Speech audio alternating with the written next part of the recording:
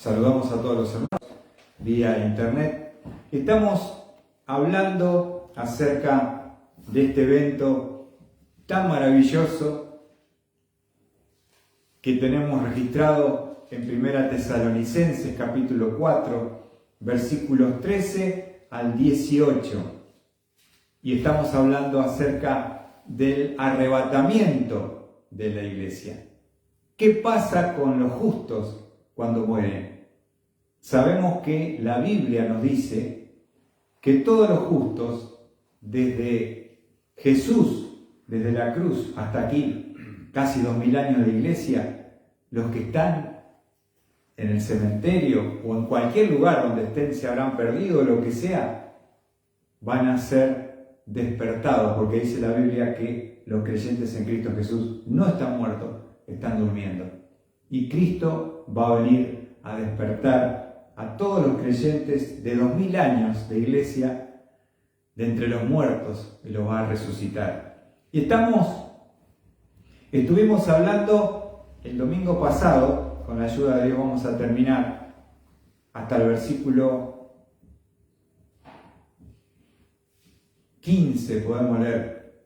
1 Tesalonicenses 4:15, dice la palabra de Dios: por lo cual os decimos esto por la palabra del Señor, que nosotros, los que estemos vivos y que permanezcamos hasta la venida del Señor, no precederemos a los que durmieron. Hablábamos que nos dice la palabra que no hay privilegio de los que estemos vivos. Cuando el Señor nos venga a buscar, la iglesia se divide en dos grupos. ¿Cuáles son? Uno son los que duermen, los que están descansando en algún lugar de esta tierra, son los que están durmiendo. Pero cuando venga el Señor, muchos, si viniera ahora, nosotros vamos a estar vivos. Entonces, lo que dice Pablo en esa palabra, sin privilegio, los vivos frente a los que duermen. Porque esa palabra, no precederemos, habla de llegar antes, anticipar. No por el hecho de estar vivos, vamos a llegar antes al encuentro con el Señor con respecto a los que están durmiendo. Dios siempre hace todo en su respectivo orden y sin ningún tipo de diferencias ni privilegio, porque uno podría decir, claro, como yo estoy vivo y el otro tiene que resucitar, hasta que resucite, más rápido será que yo suba, sea transformado en el aire y esté primero, ¿viste? No, dice Pablo, no tenemos ningún tipo de privilegios para el encuentro con Cristo. Llegaremos todos juntos. Gloria a Dios. Y vamos a ver cómo será en el versículo 16. Dice el versículo 16: porque el Señor mismo descenderá del cielo. Ahora, estuvimos hablando que el Señor descendió del cielo hace 2000 años y vino a nacer en un pesebre de animales en la aldea de Belén. Belén de Efrata, como dice Miqueas 5:2, tú que eres la más pequeña, de ti saldrá el que ha de ser el guiador de mi pueblo. De allí estaba profetizado el Rey de Reyes, Señor de Señores, dueño de todo. Nació en la más humilde de las condiciones, en un establo de animales, porque no había lugar para él en el mesón. Cada vez que Dios desciende, algo cambia y es transformado. Y Él vino y descendió primero para salvarnos, a cada uno de nosotros, sin distinción. He aquí el Cordero de Dios que quita el pecado del mundo. Juan 1:29. Cristo murió en la cruz por toda la humanidad. Y Él es suficiente Salvador con su sacrificio una vez y para siempre para justificar a toda la raza humana y salvarlos con su sacrificio, con su sangre fue sepultado y resucitó al tercer día. ¿Y dónde se encuentra Dios, Jesús, en este momento? Porque dice, descenderá. Fíjense, vamos a leer nuevamente Romanos capítulo 8, que nos dice su posición actual. Nosotros podemos saber dónde está Jesús porque podemos conocer su palabra. No es que estamos inventando. El apóstol Pablo nos dice en Romanos capítulo 8, verso 34, Romanos 8, 34. ¿Quién es el que condena? Cristo Jesús es el que murió. Sí, más aún, el que resucitó, el que además está a la diestra de Dios, el que también intercede por nosotros. Fíjense dónde está ahora. Está a la diestra, a la derecha del Padre. ¿Y saben qué está haciendo? Intercediendo por nosotros. ¡Oh, qué maravilla! Cristo siempre está activo, pero Él está sentado a la diestra del Padre. Y como dice en el versículo 16, que leímos recién, 1 Tesalonicenses 4, 16, el Señor mismo, el mismo que vino hace 2000 años a morir en la cruz, descenderá del cielo, que es el cielo, es la morada de Dios, el tercer cielo. Y fíjense, descenderá según la promesa, porque volvemos a leer Juan 14, cuando estaba con sus discípulos en el aposento alto y ellos estaban entristecidos porque Él les dijo que tenía que ser azotado, tenía que ser crucificado, tenía que ser muerto, pero Él iba a ser sepultado y al tercer día resucitará. Estaban tristes por la separación. Por supuesto que siempre la separación, hermanos, produce tristeza. Eso no es que esté mal, es algo humano, es algo normal. Pero no podemos dejarnos dominar por la tristeza, porque dice, justamente el Señor le dice, vamos a ver en el versículo 1, no se turbe vuestro corazón, creed en Dios, creed también en mí. En la casa de mi Padre hay muchas moradas. Si no fuera así, dice la palabra, os lo hubiera dicho, porque me voy a preparar un lugar para vosotros.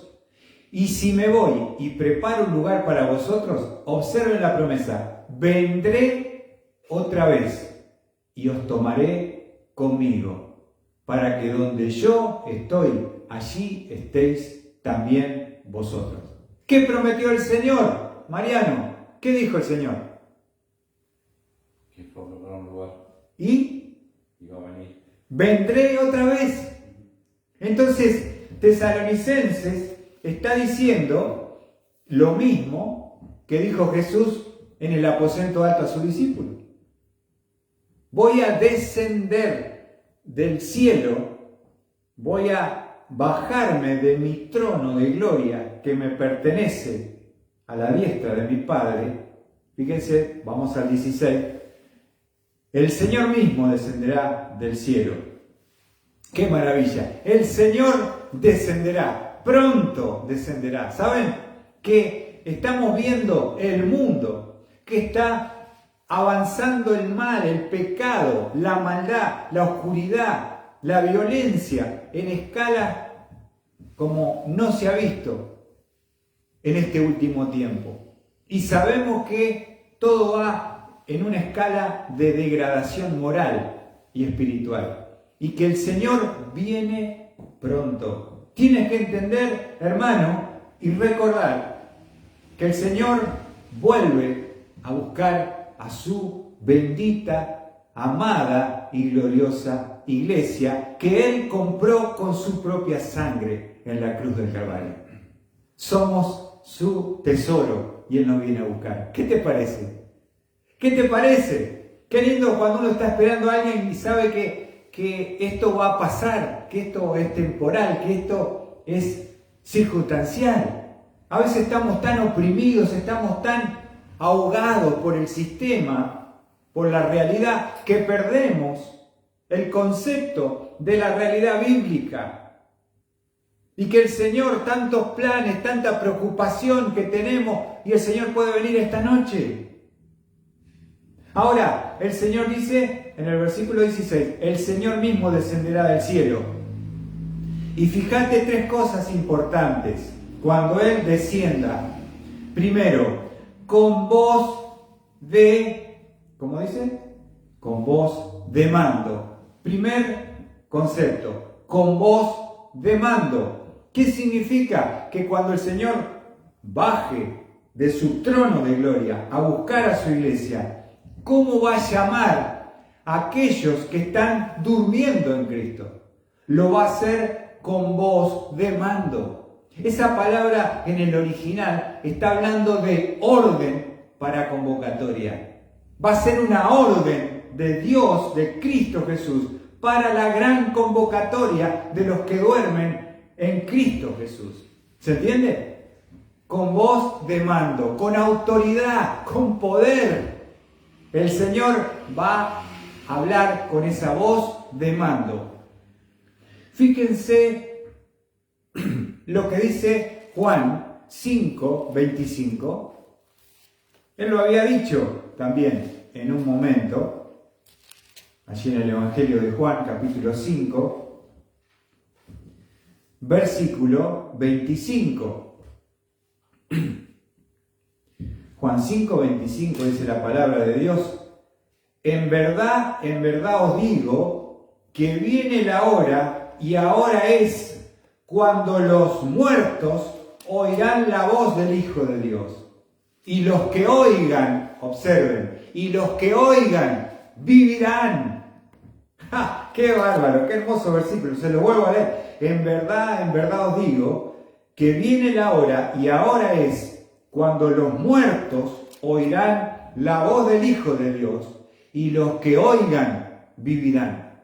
No es que la resurrección es para todos, es una resurrección para los salvos. Es una resurrección para los muertos en Cristo Jesús. Es una resurrección para los justos de la iglesia. Porque son los únicos que van a escuchar esa voz de mando. Voz de mando. Fíjense cómo Él lo hizo con Lázaro. Un ejemplo, Juan 11, versículo 43. ¿Se acuerdan cuando había muerto su amigo Lázaro y vino para despertarle? ¿Se acuerdan? Habló con Marta, estaba un poco triste, enojada, habló con María. Jesús lloró, se va a poner frente a la tumba, y algo parecido a esto va a pasar. Juan 11, 43. Y habiendo dicho esto, gritó con fuerte voz: Lázaro, ven fuera. Ahora, si Jesús no hubiera hablado en forma personal en ese cementerio y haberlo llamado por nombre personal, Lázaro, ven fuera, ¿qué hubiera pasado, Mariano? Hubieran sido todos los muertos. Todos los muertos estarían afuera, porque es la autoridad de nuestro Dios. Entonces lo llamó específicamente a su amigo Lázaro. Y él fue el único en ese momento, en ese cementerio, en esa tumba, que escuchó la voz del Hijo que lo vino a despertar. ¿Te diste cuenta? El único. Había cientos de muertos donde estaba Lázaro. Pero el único que salió a la vida, el único que escuchó la voz del Señor, fue Lázaro. Y salió allí, en resurrección. Entonces, vamos a ver, siguiendo con este relato, cuando venga Jesús, cuando baje su trono, versículo 16, estamos desarrollando, pues el Señor mismo descenderá del cielo, primero, con voz de mando. Segundo, ¿qué dice tu Biblia? Con voz de mando, con voz de arcángel. ¿Qué significa esto de voz de arcángel? Es una voz de mando es una voz estruendosa, es una voz, la voz de arcángel está haciendo alusión a que es una voz estruendosa, es una grande voz. Bienvenido, Mauro. Estamos en 1 Tesalonicenses 4, versículo 16. Entonces repasamos allí. 1 Tesalonicenses 4, 16. Pues el Señor mismo descenderá del cielo y con voz de mando, ya lo explicamos, la segunda forma y término que utiliza, con voz de arcángel. ¿Qué significa la voz de arcángel? Está hablando de un estruendo fuerte, de una grande voz que será oída en todo el mundo. Y todos los muertos, esto es extraordinario, ¿no? La oirán. Con una voz, ¿cómo? Estruendosa, con una grande voz. ¿Se acuerdan cuando habló frente a la tumba de Lázaro? Con fuerte voz gritó: Lázaro, ven fuera. No solamente con autoridad, sino con fuerza. Con fuerza, porque tiene que despertar a millones y millones que duermen por 2000 años y descansan en distintos lugares de la tierra. Escucharán esa voz de mando, de autoridad, esa voz estruendosa y grande voz que el Señor llamará a los que duermen en Cristo. Pero hay una tercera característica más en esta venida que se acerca para buscar a su iglesia, con voz de mando, con voz de arcángel, escucha bien, y con la trompeta de Dios. Y con la trompeta de Dios. Estaba estudiando un poquito qué significa esto de la trompeta de Dios. Va a haber un instrumento que se tocará. No es una trompeta hecha por el hombre. Es una trompeta hecha en el cielo. Es de origen divino. Y para que nosotros podamos comprender un poquito qué significa esto de la trompeta, ahora, observad, tenés que tener oído para escuchar la voz de mando, de autoridad, la voz estruendosa de arcángel, pero van a escuchar los muertos en Cristo, estoy hablando ahora, van a escuchar la trompeta del Señor. El himno, ¿qué dice? Cuando la trompeta del Señor se toque a la final. ¡Ja! Se tocará la trompeta. Ahora te quiero mostrar un lugar, una porción, donde se habla de la trompeta de Dios. Vamos a Éxodo. Éxodo capítulo 19. Y les quiero mostrar, simplemente mencionar un poquito la historia y el contexto. Dios había sacado a su pueblo a través de Moisés, al pueblo de Israel de la esclavitud de Egipto. Y hacía 3 meses que habían atravesado el Mar Rojo. Ahora, quiero contarte esto. Nunca hasta este momento que vamos a leer, el pueblo de Israel había tenido un encuentro personal con Dios. Y entonces Dios, después de 3 meses de haberlos liberado de la esclavitud de Egipto, va a tener un encuentro personal con su pueblo en el monte Sinaí. Y en el versículo 11, Éxodo 19:11 dice: y que estén preparados para el tercer día. Al tercer día, el Señor descenderá a la vista de todo el pueblo sobre el monte Sinaí. Lo vuelvo a leer. Que estén preparados para el tercer día, porque al tercer día el Señor descenderá a la vista de todo el pueblo sobre el monte Sinaí. ¿Se entiende? Iba a haber un encuentro personal con Dios a través de su manifestación en el monte Sinaí. Ahora, para entender un poquito más, vamos a leer el versículo 14. ¿Cómo fue ese encuentro? Había que santificar al pueblo, había que estar preparados para encontrarse con el Santo Dios que iba a descender sobre el monte Sinaí. Y ahí dice el versículo 14. Y Moisés bajó del monte al pueblo y santificó al pueblo, y ellos lavaron sus vestidos. Y dijo al pueblo: estad preparados para el tercer día, no os acerquéis a mujer. Y aconteció que al tercer día, cuando llegó la mañana, hubo truenos y relámpagos, y una densa nube sobre el monte, y un fuerte sonido de trompeta. Fíjense lo que dice ahí, un fuerte sonido de trompeta, y tembló todo el pueblo que estaba en el campamento. Ahí encontramos la trompeta de Dios que suena para el encuentro de Dios con su pueblo. ¿Qué les parece? Lo vemos allí en el Éxodo. Seguimos leyendo en el versículo 17.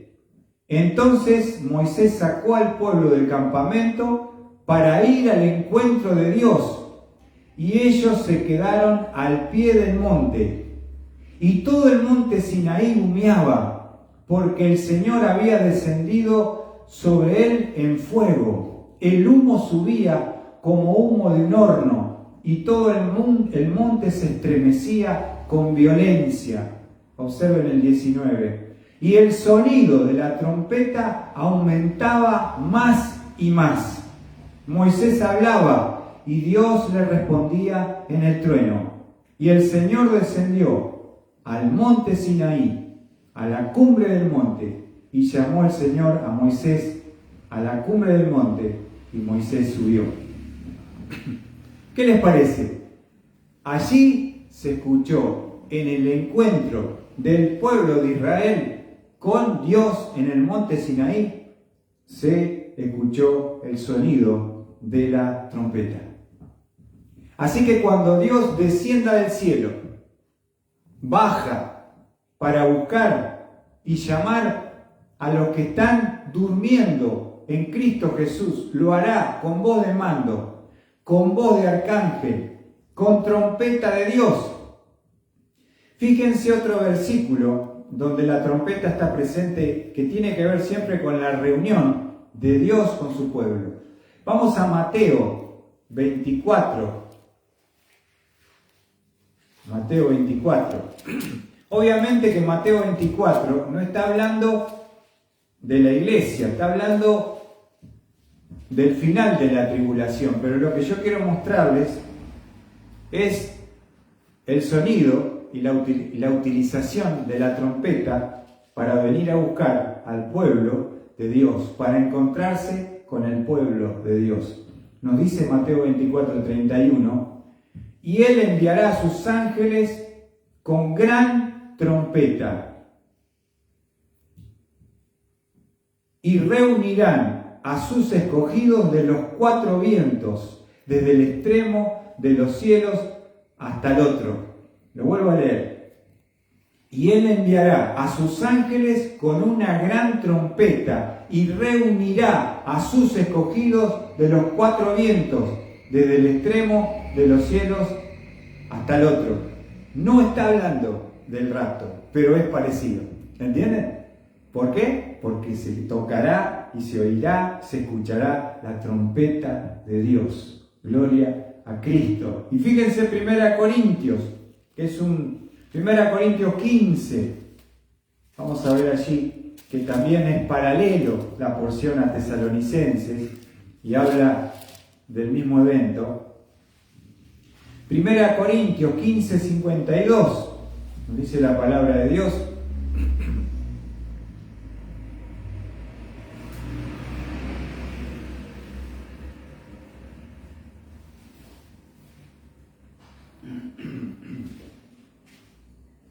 versículo 52, ¿lo tienen ahí? 1 Corintios 15, versículo 52. Buenas noches, bienvenida Rachel.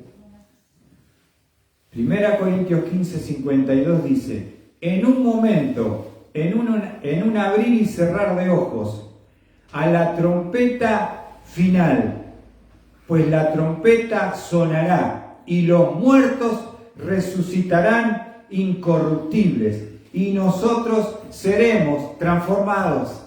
Ahí está la trompeta de Dios. Lo vuelvo a leer. En un momento, en un abrir y cerrar de ojos, a la trompeta final, pues la trompeta sonará, observen, y los muertos resucitarán incorruptible y nosotros seremos transformados. ¿Escucharás la trompeta de Dios, hermano querido? ¿La escucharán los que están durmiendo en Cristo en este momento? Es lo que dice la palabra.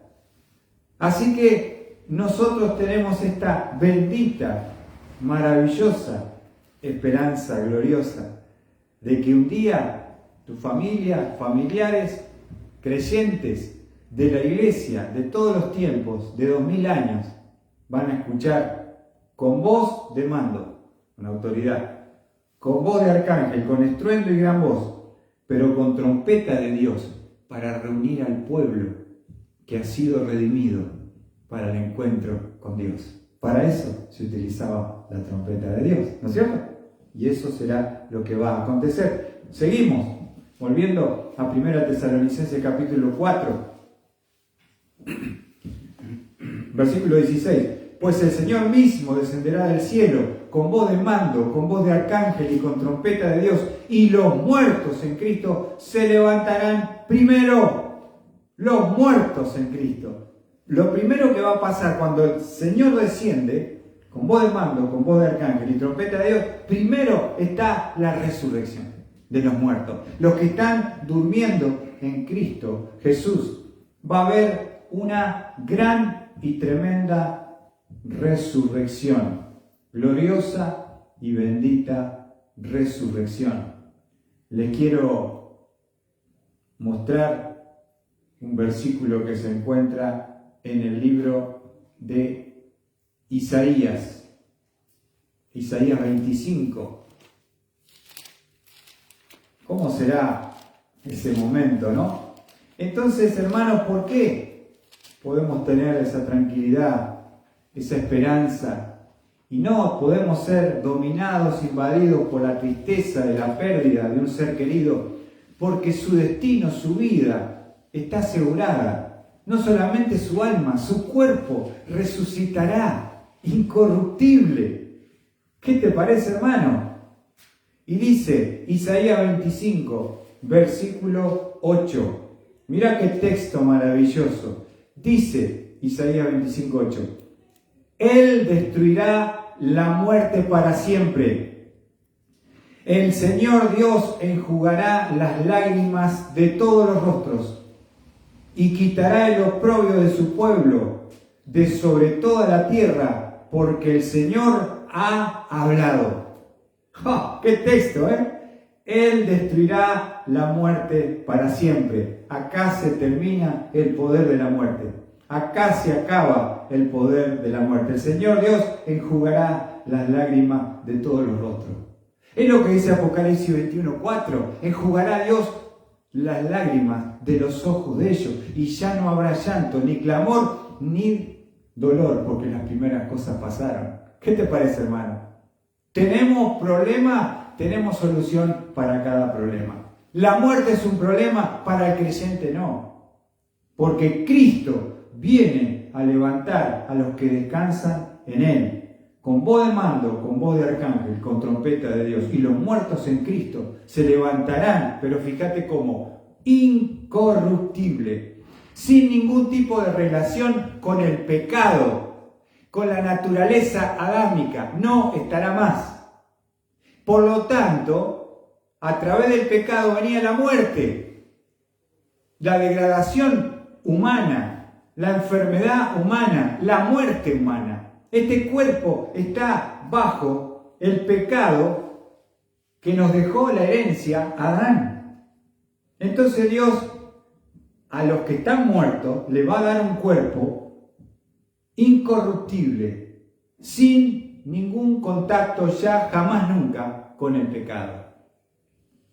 Una nueva naturaleza, un lugar donde Dios va a hacer ese cuerpo maravilloso, va a ser un cuerpo perfecto, un cuerpo que tiene eternidad y que no morirá jamás. ¿Escuchaste bien? El cuerpo que Dios le dé a los que resucitará será incorruptible, sin ningún tipo de contacto con la naturaleza adámica, ni con la muerte física que está afectado este cuerpo. Por eso tenemos enfermedades, por eso tenemos degradación, por eso morimos. ¿Por qué? Por el pecado, porque hemos desobedecido. Y bueno, si bien nosotros hemos sido perdonados, somos salvos, pero ¿por qué no morimos igual? Porque este cuerpo está afectado por la corrupción de Adán. Y Dios, cuando levante el cuerpo de la tumba, será sin esa corrupción, sin esa naturaleza, sin esa condenación como a muerte. El otro es un cuerpo que no tiene contacto con el pecado y un cuerpo que está preparado para tener un encuentro con el Dios Santo y saber que un cuerpo que no morirá jamás. Entonces, si vos te pones a pensar, hermano, qué maravilla es poder tener esta esperanza. ¿Cómo es que nosotros podemos? Sí, hay una tristeza en la pérdida de un ser querido, pero ya Dios lo tiene todo arreglado y solucionado. Y un día, tanto los que duermen como los que estemos vivos, vamos a volver a la primera Tesalonicenses 4. Dijimos el 16 al final, y los muertos en Cristo se levantarán ¿cómo? Primero, se levantarán primero. Ahora, fíjense también en 1 Corintios, dijimos que es paralelo, capítulo 15, versículo 53. ¿Qué agrega en 1 Corintios 15, 53? Dice 1 Corintios 15, 53, porque es necesario que esto corruptible, observen, esto como corruptible, se vista de incorrupción. Este es el proceso que Dios va a hacer en los que resuciten. ¿Qué va a hacer? Ese cuerpo con el cual murieron era corruptible. Tenía contacto con el pecado, pero este nuevo cuerpo es incorruptible, pero también dice, y esto mortal, un cuerpo que estaba condenado a la muerte, se vestirá de inmortalidad.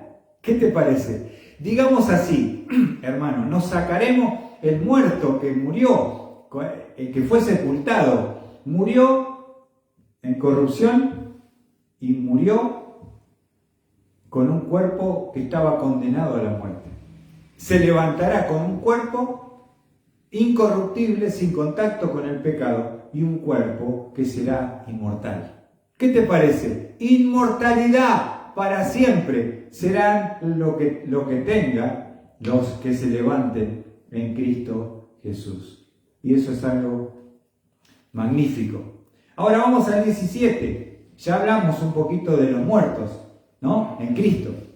Primero, ¿qué pasa? Mariano, cuando baja Jesús, lo primero que se mueve, ¿cuál es en el programa de Dios?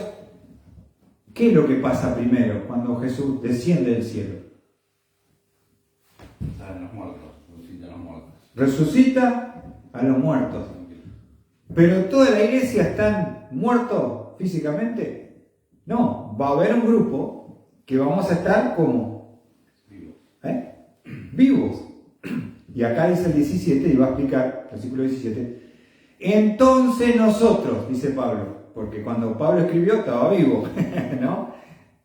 Entonces nosotros, los que estemos vivos y que permanezcamos, seremos arrebatados juntamente con ellos, con los que murieron en Cristo y están resucitados, en las nubes, al encuentro con el Señor en el aire, y así estaremos con el Señor siempre. ¿Qué te parece, hermano querido? Vamos a hablar un poquito de qué es lo que va a pasar con nosotros los que estemos vivos. Nosotros, mirá lo que dice Pablo en 1 Corintios 15. Pablo nos va a decir un misterio. Ya sabemos que no hay ventaja con respecto a los que duermen en Cristo. Primero resucitan ellos y luego nosotros, los que estemos vivos, vamos a ser transformados. Mira lo que dice 1 Corintios 15:51. Dice la palabra de Dios. He aquí, os digo un misterio. No todos dormiremos, pero todos seremos transformados. Ahí está. No todos dormiremos, porque siempre va a haber un grupo de la iglesia que va a estar vivo cuando el Señor venga. Muchos duermen, sí, la mayoría en relación son más, porque hay 2000 años de iglesia que están descansando, no sabemos los millones que están de la época de Cristo para acá, pero también la iglesia hoy, actual, vos, yo, que estás vivo, te digo un misterio, dice Pablo. No todos dormiremos, no todos vamos a pasar por la experiencia de la muerte, pero todos seremos transformados. ¡Oh! ¿Qué te parece, hermano? Ahora, es lindo esto. ¿Por qué? Porque la única ventaja que tenemos nosotros, por decirlo de una forma, con respecto a los que están durmiendo, con aquellos que estamos vivos, es que nosotros no vamos a pasar por la experiencia de la muerte. ¿Qué te parece? Cuando Cristo nos viene a buscar, no pasamos por la experiencia de la muerte, sino que ahí mismo, vivos, seremos, antes del encuentro con Cristo, seremos transformados, juntamente con los que han resucitado en Cristo, todos juntos, y así estaremos para siempre con el Señor. ¿Qué te parece?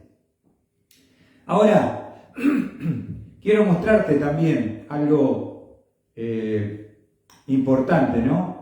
2 Corintios, que también habla, el capítulo 4, habla de lo que nos espera. 2 Corintios, capítulo 5, versículo 4. 2 Corintios, capítulo 5, versículo 4. Dice Pablo: porque asimismo los que estamos en esta tienda, y la palabra tienda está hablando del cuerpo, gemimos agobiados, pues no queremos ser desvestidos, sino vestidos, para que lo mortal sea absorbido por la vida. ¡Oh! ¡Qué texto!, ¿no? Así que dice Pablo, lo vuelvo a leer, porque asimismo los que estamos en esta tienda, en este cuerpo, ¿qué pasa con este cuerpo? Estamos gimiendo por los dolores, los achaques, la enfermedad, todas las enfermedades, las cosas que nos afectan a este cuerpo corruptible. Los que estamos en esta tienda gemimos agobiados, pues no queremos ser desvestidos, sino vestidos, para que lo mortal, observa, lo mortal, que es lo que tenemos ahora, sea absorbido, ¿por qué? Por la vida eterna, por el cuerpo que va a tener la capacidad de vivir eternamente. Te quiero mostrar esa palabra, absorbido, sea absorbido. Esa palabra significa sorber, consumir, devorar, será entonces devorada esto mortal por la vida eterna. Va a desaparecer, será quitado, será absorbido. Y eso es algo maravilloso pensar de que esa vida eterna que Dios nos da y que lo vamos a poder, digamos así, en la práctica experimentar será cuando tengamos esa transformación, cuando el Señor nos viene a buscar. El Señor transformará, pero nosotros no pasaremos por la experiencia de la muerte. Y tenemos un ejemplo, o algunos ejemplos. ¿Cuáles son? El primer hombre que no pasó por la muerte y se fue directamente con Dios, ¿quién fue? Un patriarca de la época de los patriarcas. Los bíblicos, a ver acá los teólogos, a ver, ¿se acuerdan cuál es el primero que se lo llevó Dios? Enoc. Caminó con Dios 300 años y se lo llevó Dios, Mauro. Se lo llevó Dios, así nomás. Lo quería tanto, lo amaba tanto, se lo llevó. Y el otro que también se lo llevó Dios, ¿quién fue? Un profeta. Elías. Se lo llevó Dios. No experimentaron la muerte, sino que fueron arrebatados, transformados, y se lo llevó Dios. No podemos mirar a Dios si no somos transformados.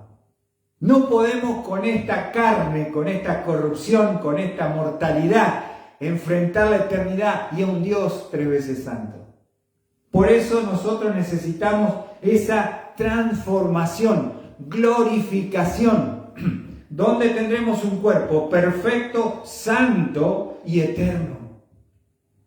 ¿Qué te parece? Nunca más que tendrá relación con la muerte cuando Dios nos venga y nos transforme. Qué bárbaro, qué bárbaro. Y mirá lo que dice el versículo 2 Corintios 5:5. Dice, y el que nos preparó para esto mismo es Dios, quien nos dio el Espíritu como garantía. ¿Viste? ¿Cómo sabemos que Dios cumplirá? Porque tenemos su Espíritu Santo, que es el arras, Efesios 1:14. Es el anticipo de que Dios cumplirá su pacto de salvación. No solamente nos salvó de la paga del pecado, nos está salvando del poder del pecado. Nos salvará cuando nos venga a buscar de la presencia del pecado, porque ha puesto su Espíritu como garantía. Y ese mismo Espíritu será el que nos va a transformar a su imagen para estar siempre, para siempre con el Señor Jesús. ¿Qué te parece, hermano? Entonces, ¿qué problema tenemos? Si está todo resuelto por Cristo. Tu familia lo verás si son salvos, lo volverás a ver. Por supuesto, la relación será distinta. No seremos esposos con mi esposa, con mis hijos, pero seremos hermanos por la eternidad. Vamos a charlar con el apóstol Pablo, voy a hablar con el ladrón de la cruz. Voy a decir, ¿cómo fue el tema allá cuando estuviste con Jesús? Y en el último instante te arrepentiste de tu pecado y dijiste, acuérdate de mí cuando vengas en tu reino. ¿Te imaginas? Tenemos una eternidad, amigo, hermano, tenemos una eternidad para disfrutar. Y podés entender lo glorioso que es esto. Fíjate Colosenses 1:22, y ya estamos terminando. Te debe llenar el corazón de gozo y llenar los ojos de eternidad al poder hablar de esto que Pablo les escribía a los tesalonicenses. Dice Colosenses 1:22. Si vos lo puedes leer, Mariano, para nosotros, Colosenses 1:22. Lo seguimos.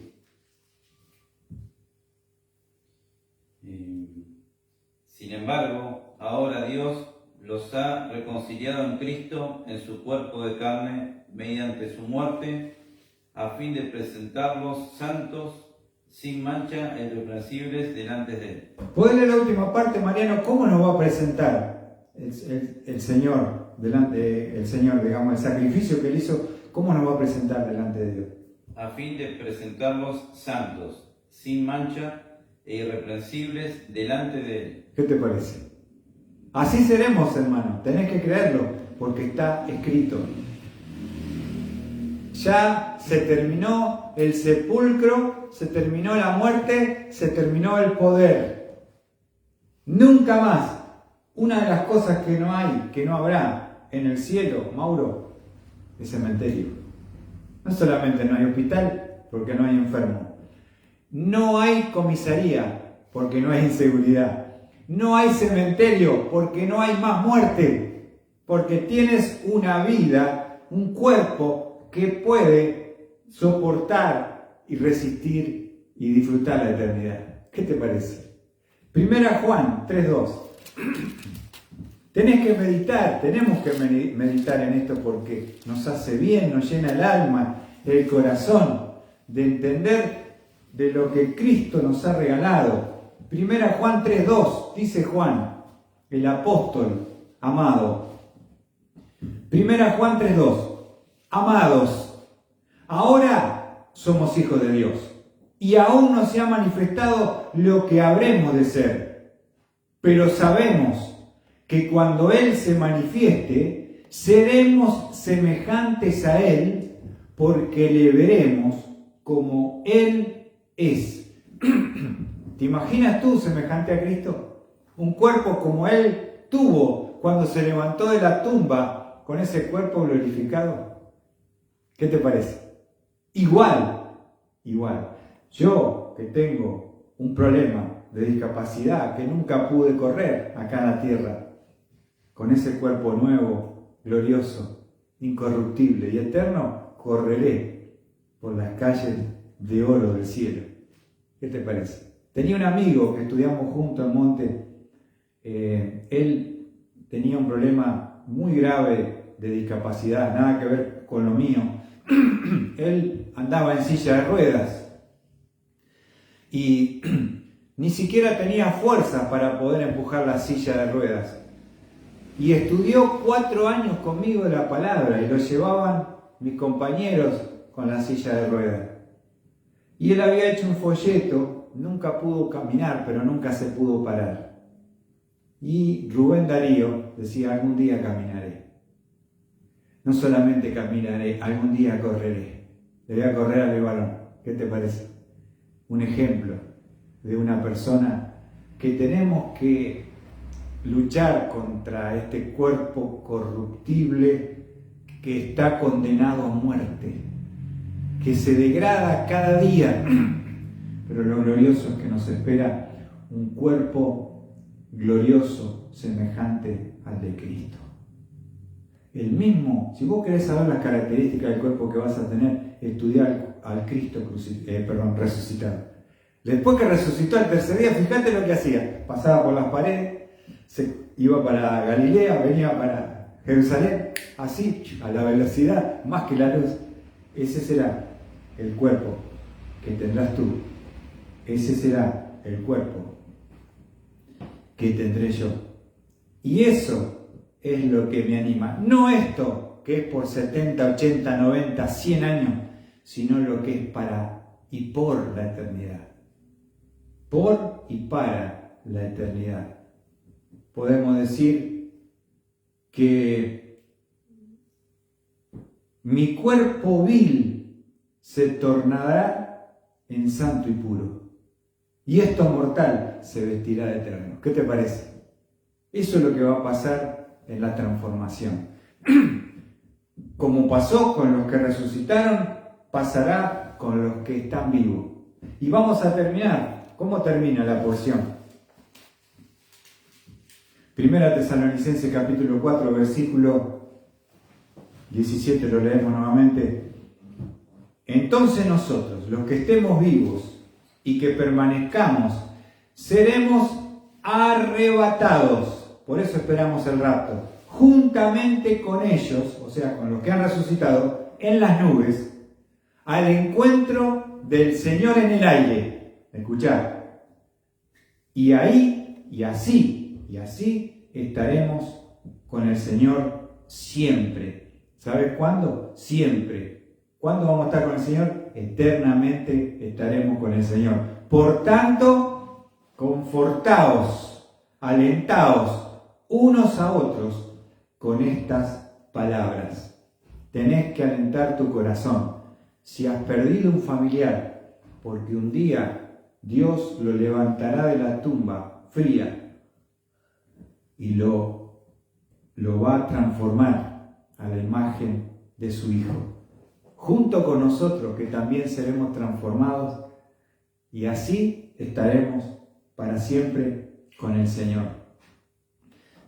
Dios bendiga su palabra, hermanos queridos, que pueda ser un aliciente, un ánimo para tu vida como para la mía, porque ya nuestro futuro está asegurado. Tenemos la garantía, ¿cuál es? El Espíritu Santo, el Paracleto, está con nosotros, acompañándonos, asistiéndonos, ayudándonos, fortaleciéndonos, animándonos, alentándonos. Y cuando venga el Señor, va a participar en esa bendita transformación, glorificación, semejanza al Hijo. Y será, ¿saben cómo? En un abrir y cerrar de ojos. El Señor viene. Lo importante es que nos encuentre comprometidos, obedeciendo, sirviéndole y honrándole a Él, porque el Señor viene pronto.